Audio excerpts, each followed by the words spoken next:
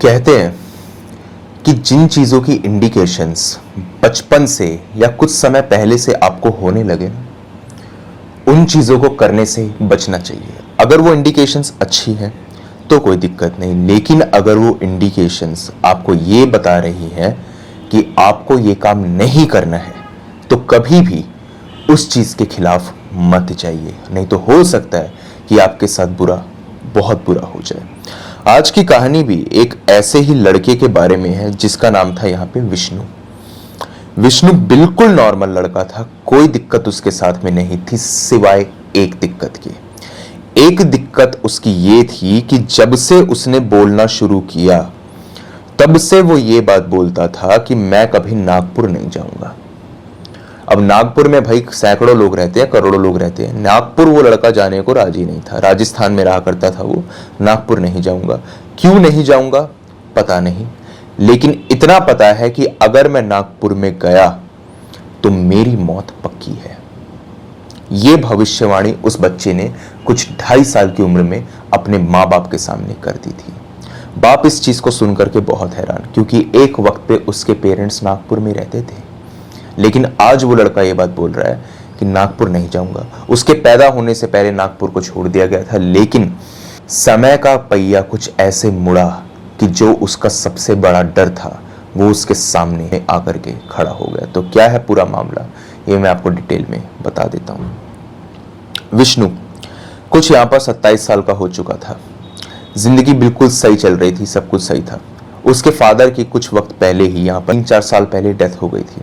Mother की हालत भी काफ़ी ज़्यादा सीरियस थी और दुख का पहाड़ जैसे कम हुआ ही ना हो। उसके 27वें जन्मदिन के कुछ 3-4 दिन के बाद में उसकी माँ की भी डेथ हो गई। अब राजस्थान उसको खटकने लगा था। राजस्थान में उसका कोई रह नहीं गया था। ज़्यादा उसके दोस्त थे नहीं विष्णु के, और इक्का दुक्का दोस्त ही थे। कमाल की बात यह है कि वो इक्का दुक्का दोस्त जो थे वो थे नागपुर से। वही नागपुर जहाँ पर वो जाने को तैयार नहीं था। अब सोशल मीडिया का वक्त है भाई, उस पर दोस्ती अच्छे से हो ही जाती है, और चैटिंग वगैरह से दोस्ती वगैरह होना कोई बड़ी बात नहीं होती। विष्णु कभी उनसे मिलना नहीं चाहता था, ना वो लोग कभी मिलने आते थे, और ना कभी उन्होंने अरदास लगाई कि भाई तुम आ जाओ यहाँ पर, ठीक है। लेकिन जिस कंपनी में विष्णु काम किया करता था उस कंपनी ने विष्णु का ट्रांसफर यहाँ पे नागपुर में करने की बात छेड़ दी, और ये कहा कि नागपुर अगर तुम जाओगे तो तुम्हारी सैलरी के अंदर जो है इंक्रीमेंट हो जाएगा और कुछ 7,000 रुपये तुम्हें एक्स्ट्रा पर महीने के हिसाब से मिलेंगे। उसने सीधा मना कर दिया कि मैं नागपुर नहीं जाऊंगा। मना करके जब वो घर पे आया तो उसको वही चीजें याद आने लगी कि इधर घर में कुछ नहीं रह गया, माँ बाप मेरे मर चुके हैं, राजस्थान ने कभी मुझे कुछ दिया नहीं। तो उसने यही सोचा, कब तक आखिर मैं इन सब चीजों से डरता रहूंगा, और आखिर हो क्या जाएगा नागपुर जाकर के, क्या हो जाएगा, ये सपने कब तक मुझे डराते रहेंगे। मैं तो नागपुर जाऊंगा और 7,000 रुपये एक्स्ट्रा मिल रहे हैं, अपने दोस्तों के साथ में भी रहूंगा। ये उसने सोचा। सुबह की ट्रेन पकड़ी और फटाफट नागपुर के लिए रवाना हो गया। अपने दोस्त यूसुफ को उसने फोन किया और यूसुफ को कहा, देख यूसुफ मैं आ गया हूँ, बड़े दिन हो गए थे यार, तू बुलाया जा रहा था, मैं आ नहीं रहा था। अब यूसुफ तू भी है और इस्माइल को भी बता दियो मैं आ चुका हूँ। यूसुफ और इस्माइल ये उसके 2 दोस्त थे। इस्माइल से ज्यादा बातचीत नहीं थी, यूसुफ से ज्यादा थी। यूसुफ ने कहा ठीक है।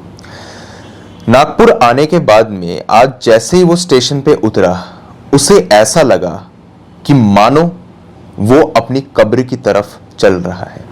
लिटरली उसको ये विजुअल्स आ रहे थे कि वो लड़का जो है उसकी चिता यहाँ पे जल रही है और वो अपनी चिता को जलते हुए देख रहा है। जैसे कहते हैं ना कि आत्मा शरीर से निकल जाती है और आत्मा जो होती है वो शरीर को देख सकती है, उसको ये फीलिंग लिटरली नागपुर में जाते हुए आ रही थी। अब इसके पीछे का एक बहुत बड़ा राज था जिससे डायरेक्टली यहाँ पर विष्णु जुड़ा हुआ था, लेकिन उसको इसके बारे में कोई अंदाजा था नहीं। नागपुर में जब वो आया, आज उसकी तबीयत बहुत तेजी से यहाँ पे ड्रॉप होने लगी बिना किसी बात के। ऐसा नहीं था कि उसको कोई यहाँ पर हवा वगैरह की दिक्कत हो या फिर मौसम में बहुत ज्यादा बदलाव आ गया हो, नहीं।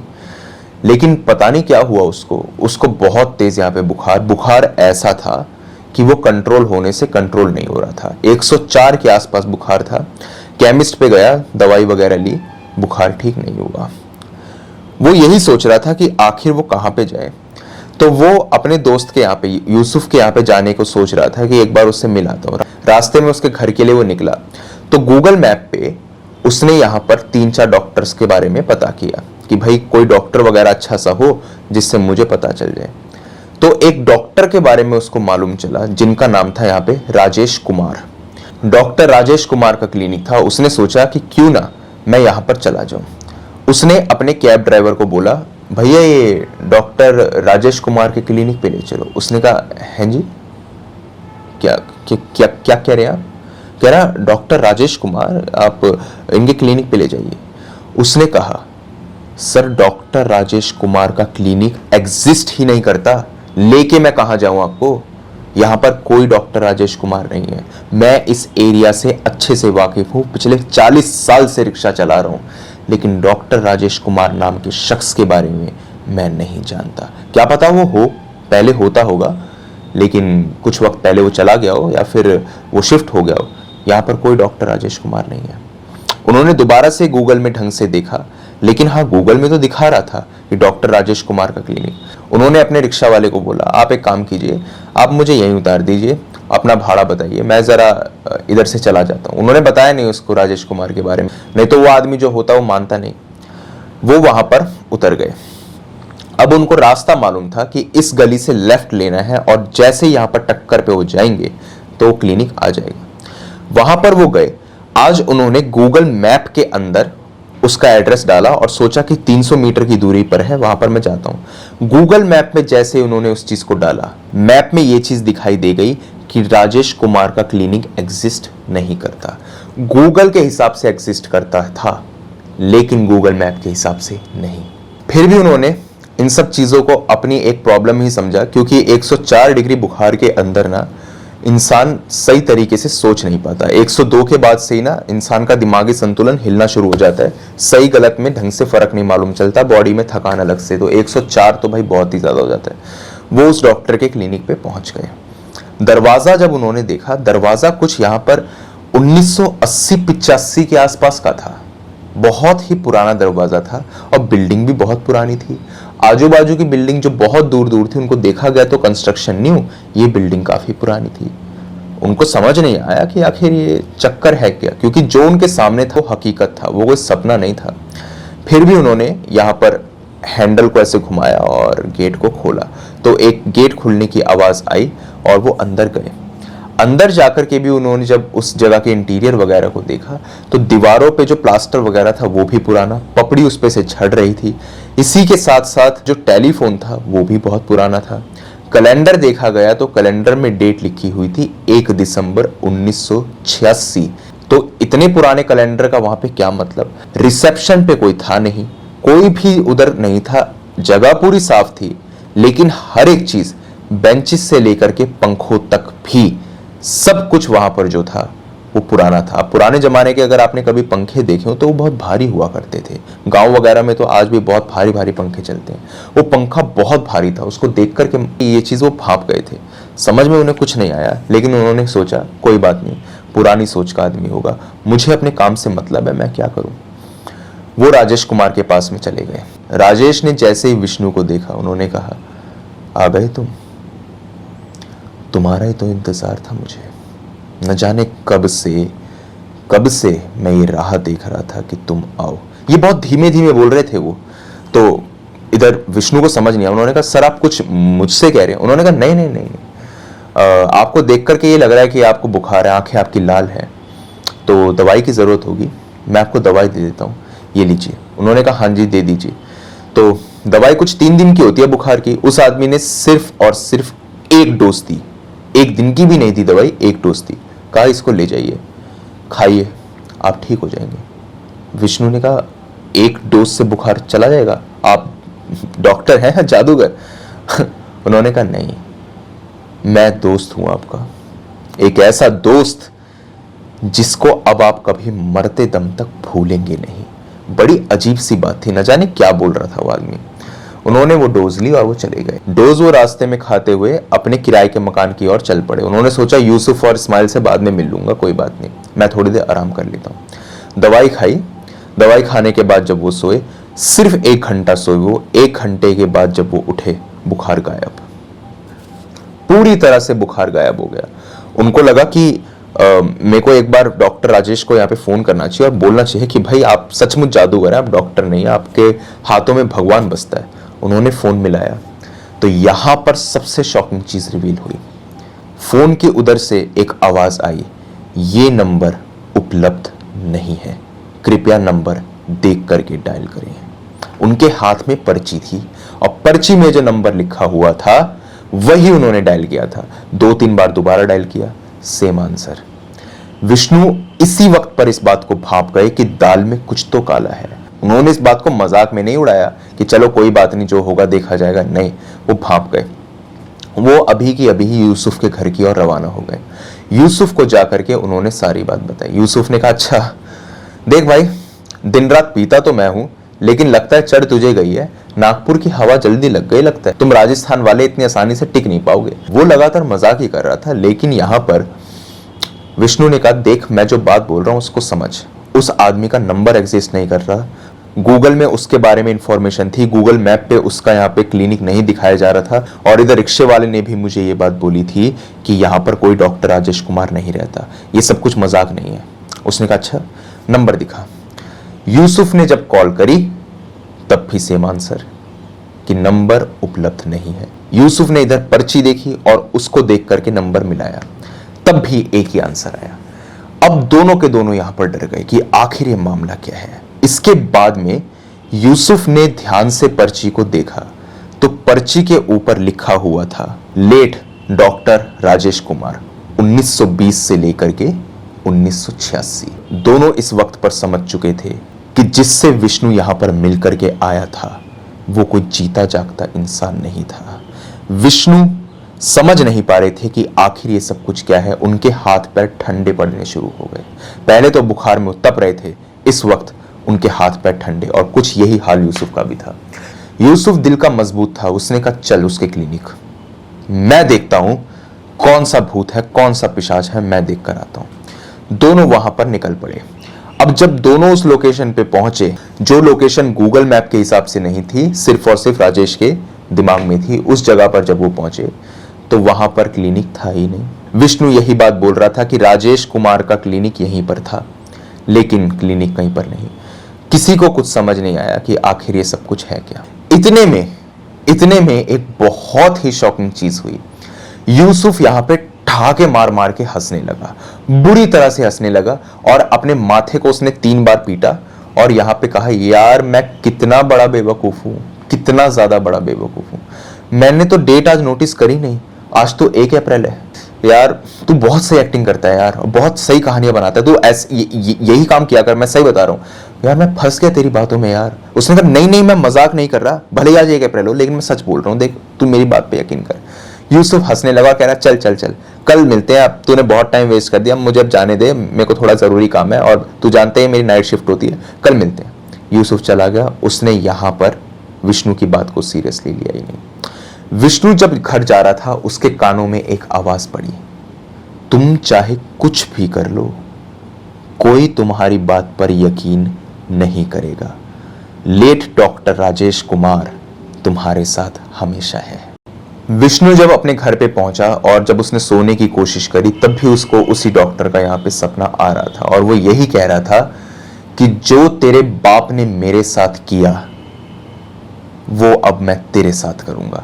दरअसल बात क्या थी, विष्णु के पैदा होने से कुछ 2 साल पहले की बात थी। उसके फादर ने यहाँ पर एक बहुत बड़े रैकेट को एक्सपोज किया था। जो यहाँ पर वो डॉक्टर था, वो डेड पेशेंट्स के ऑर्गन्स वगैरह को इलीगली इधर से उधर ट्रांसपोर्ट वगैरह किया करता था, और इसके बारे में विष्णु के फादर ने ही सब लोगों को बताया था, और उन सभी लोगों ने यहाँ पर उस डॉक्टर को पीट पीट करके मार दिया था। एक वक्त पर डॉक्टर राजेश कुमार का क्लिनिक एग्जिस्ट करता था, जैसा कि उस रिक्शे वाले ने कहा था कि शायद करता होगा, लेकिन अब नहीं करता। एक वक्त पे करता था, लेकिन सबने उसको मारा और वो आदमी मर गया। जैसे ही वो आदमी यहाँ पर मरा था, उसके फादर को भी उसके सपने आया करते थे, और वो जो थे वो यहाँ से चले गए थे, और नागपुर छोड़कर वो राजस्थान हमेशा के लिए शिफ्ट हो गए। उसके बाद से ही ये सारी दिक्कतें विष्णु के साथ शुरू हो गई। जब से वो पैदा हुआ था कि वो जो डॉक्टर था वो चाहता था कि विष्णु किसी भी तरीके से नागपुर की जमीन पर एक बार कदम ये रखे, या उसके परिवार का कोई भी सदस्य, ना उसके फादर कभी वहां पर गए, ना उसकी मदर वहां पे कभी गई। लेकिन हाँ, उन दोनों के गुजर जाने के बाद में विष्णु वहां पर जरूर चला गया। विष्णु को इसके बारे में कोई अंदाजा नहीं था। उसने यूसुफ को कॉल करके सारी बात दोबारा बताई और उसने कहा, देख ऐसा ऐसा हुआ था, मैं मजाक नहीं कर रहा। यूसुफ का मन तो कर रहा था उसकी बात पर यकीन करने का, लेकिन उसने कहा, हाँ यकीन तो मैं कर लूं, लेकिन अभी कुछ 9:30 बज रहे हैं रात के, दिन पूरा ओवर हुआ नहीं है, तो अभी भी 1 अप्रैल चल ही रही है। एक काम कर, मुझे ना 12 बजे के बाद कॉल कर। जब डेट 2 अप्रैल हो जाएगी मैं तेरी बात पे यकीन कर लूंगा। हैप्पी। उसने कहा, तू पागल हो गया है क्या? मैं मजाक नहीं कर रहा है यार, तू कैसी हरकतें कर रहा है? लेकिन यहां पर यूसुफ मानने को तैयार नहीं था। इस्माइल जो था वो इस वक्त आउट ऑफ स्टेशन था, वो बाहर ही था, उसको तो कोई अंदाजा था भी नहीं। किसी ना किसी तरीके से यहां पर रात पूरी कटी। विष्णु बहुत दुखी था और उसको समझ नहीं आ रहा था कि वो क्या करे। यहां पर किसी को नहीं पता कि विष्णु के साथ क्या हुआ। अगले दिन सुबह कुछ 7:55 पे 2 अप्रैल के दिन को यहां पर विष्णु की कॉल आती है यूसुफ के पास में, और वो घबराहट भरी आवाज से कहता है, भाई मुझे बचा ले, मुझे बचा ले भाई, वो मुझे मार डालेगा, वो मुझे मार डालेगा भाई, मैंने उसका कुछ नहीं बिगाड़ा, वो मुझे इस घर से बाहर नहीं निकलने दे रहा, तू किसी को भी लेकर के आ, बस तू एक बार आ जा, मैं मजाक नहीं कर रहा, मैं पागल नहीं हूं, मैं पागल नहीं हूं, मेरी बात का यकीन कर, मुझे बचा ले भाई, मुझे बचा ले, बचा ले। वो रो रहा था। इतने में ही यूसुफ ने उसको वीडियो कॉल करी। वीडियो कॉल पर भी वो रो रहा था और वीडियो कॉल पर भी घबराहट भरी नजरों से इधर उधर देख रहा था, कह रहा मुझे बचा ले, मैं मर जाऊंगा, मुझे बचा ले, बहुत वो रो रहा था। इतने में सडनली वीडियो कॉल बंद। ऑटोमेटिकली विष्णु की तरफ से कॉल कट चुकी थी। यूसुफ इस वक्त समझ गया कि ये इंसान मजाक नहीं कर रहा। यूसुफ फटाफट अपनी बाइक उठाता है और पहुंच जाता है विष्णु के घर पे। जब वो इधर विष्णु के घर पे पहुंचता है तो उसका दरवाजा यहां पे बंद था। किसी ना किसी तरीके से उसकी डोर मैट के नीचे से डुप्लीकेट चाबी ढूंढकर वो इधर दरवाजे को खोलता है, और जब वो उसके कमरे में जाता है तो विष्णु अपने आप को फांसी लगा चुका था। अब वो फांसी उसने खुद लगाई थी या किसी और ने, इसके बारे में किसी को नहीं पता। हाँ, ये जरूर था कि उसकी डेड बॉडी उधर झूल रही थी, जैसे एक पेंडुलम होता है ना, सेम उसी तरीके से उसकी बॉडी झूल रही थी। देख करके ऐसा ही लग रहा था कि मानो अभी कुछ 1 से 1.5 मिनट पहले ही ये आदमी मरा होगा। शायद 1-1.5 मिनट पहले यूसुफ पहुंच जाते तो उसको बचा सकते थे। वो झूल चुका था, उसके जिस्म के अंदर सांसें बची नहीं थी। उसको उठा करके उन्होंने लिफ्ट भी करके ऊपर उठा करके बचाने की कोशिश करी कि शायद इसमें कुछ हो, और वो लगातार बोल रहे थे, मुझे माफ कर दे, मुझे नहीं पता था ऐसा कुछ, मुझे माफ कर दे। उसको उन्होंने बिस्तर पे लिटाया भी और उसकी सांसों को सुनने की आवाज करी, नब्ज को चेक किया, लेकिन अब तक देर हो चुकी थी। विष्णु ऑलरेडी मर चुके थे। विष्णु की डेथ हो गई। यूसुफ को समझ नहीं आ रहा था कि आखिर विष्णु जो बोल रहा था वो सच ही था या इसको अपने पेरेंट्स का सदमा था, क्योंकि जैसा मैंने शुरुआत में बताया था कि इस कहानी में नागपुर आने से कुछ 2-3 दिन पहले ही उसकी मॉम की डेथ भी हुई थी और वो अपनी मॉम से बहुत ज्यादा यहाँ पे अटैच्ड भी था। तो उसको समझ नहीं आ रहा था कि आखिर ये सच है कि झूठ है। इसी कश्मकश में यहाँ पर यूसुफ डूबा हुआ था कि इतने में इन सारे सवालों के जवाब उसको मिल गए। उसको ये आवाज आई कि पीछे की जो दीवार है उस पे कोई कुछ लिख रहा है। बिल्कुल सन्नाटा था क्योंकि पंखा तो बंद था, पंखे से आदमी ने फांसी लगाई है। पीछे कोई दीवार पे कुछ लिख रहा था और जब उन्होंने मुड़ करके देखा यूसुफ ने, तो खून से वहां पर लिखा हुआ था, बाप की गलती की सजा बेटे ने चुका दी। ये चीज किसने लिखी ये यूसुफ को समझ में नहीं आया, क्योंकि जब वो इस कमरे में आए थे तो सारी दीवारें साफ थी। अब सारे के सारे पत्ते खुल चुके थे। मामला पूरा साफ था कि इधर कुछ ना कुछ दिक्कत उनके साथ में ही थी। खैर, इसके बाद में ही यूसुफ यहाँ पर रोने लगे। उन्होंने यहाँ पे पुलिस को कॉल करी और सारी बात बताई। पुलिस वाले आने ही वाले थे कि इतने में यूसुफ के कानों में एक आवाज पड़ी, जो इसके बाप ने किया था ना, उसी की सजा इसके बेटे ने चुकाई। तू अपना भला चाहता है तो चला जा। ये आवाज उनके पीछे आई। इतने में पुलिस भी आ गई और सारा मामला यहाँ पे साफ हो चुका था। पोस्टमार्टम वगैरह कराया गया तो ये मालूम चला कि सुसाइड अपनी मर्जी से हुई है। यूसुफ ने पुलिस वालों को उस दीवार वाले इंसिडेंट के बारे में बताया। पुलिस वालों ने कहा, देखिए आपको शॉक लगा है और हम मान सकते हैं आपके बेस्ट फ्रेंड की डेथ हुई है और आपको थोड़े दिन यहाँ पर आराम की सख्त जरूरत है, क्योंकि जिस मैसेज की आप बात कर रहे हैं कि बाप के कर्मों की सजा बेटे ने चुका दी, ऐसा कोई भी मैसेज यहाँ पर नहीं है। जब यूसुफ ने यहाँ पे अपनी गर्दन घुमा करके देखा तो सारी दीवारें एकदम साफ थी, लेकिन जो उन्होंने देखा था वो सच था। अब इन बातों को कुछ साल बीत गए। यूसुफ आज भी अपने आप को कोसते हैं कि उनकी ही गलती की वजह से शायद उनका दोस्त यहाँ पे मर गया, लेकिन कहीं ना कहीं उनको वो बात भी याद आती है कि विष्णु ये बात बोला करता था कि वो मुझे नागपुर से जाने नहीं देगा और मेरी मौत तय है। शायद वो उनको बचा नहीं पाते, लेकिन शायद बचाने की कोशिश तो कर सकते थे। इस्माइल भी जब वापस आए तो उन्होंने भी यूसुफ को बहुत सुनाया, और यूसुफ को आज भी इसी चीज की गिलानी है कि वो लड़का इतना अकेला था, मुझसे मदद मांग रहा था, मैंने उसकी मदद नहीं करी। जब उन्होंने राजेश कुमार के बारे में पढ़ा गूगल पे तो उनको मालूम चला कि हाँ, सचमुच एक बहुत बड़ा रैकेट था जिसको एक्सपोज कराया था विष्णु के फादर ने। अब उनके पास सिर्फ और सिर्फ गम मनाने के अलावा और कोई ऑप्शन नहीं था। आज इन बातों को 6 साल तो बीत गए, लेकिन ये गम जो है ये जाने का नाम नहीं लेता। खैर, यही थी पूरी की पूरी स्टोरी। बाकी आप मुझे बताइए आपको स्टोरी कैसी लगी, अच्छी लगी या बुरी लगी। इसी के साथ में अगर आपके पास में भी कोई ऐसा ही हॉरर और क्रीपी इंसिडेंट है तो आप मेरे साथ शेयर कर सकते हैं मेरी जीमेल और इंस्टा आईडी पर। जीमेल आईडी ऊपर दिखाई दे रही होगी आपको, और इंस्टा आईडी का लिंक डिस्क्रिप्शन सेक्शन में मौजूद है। दोनों ही प्लेटफॉर्म्स में से जिस भी प्लेटफॉर्म पे आप कंफर्टेबल हो वहाँ पे जाकर के अपनी स्टोरी मेरे साथ साझा कर सकते हैं। तो आज की वीडियो के अंदर इतना ही था। जल्द मिलता हूँ एक अगली वीडियो में, तब तक के लिए टेक केयर, गुड बाय।